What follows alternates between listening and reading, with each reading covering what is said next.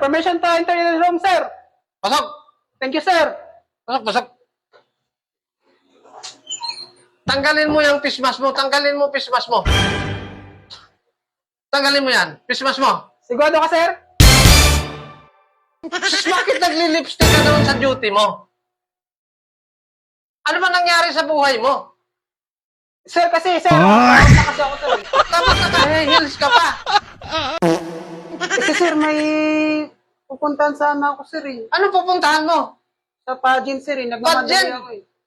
Nasa duty ka pa, nagli-lipstick ka doon. Eh, kasi, sir, 5 minutes na lang, sir. Pwede na mag-out. Nagpapahalata ka. Nagpapahalata ka.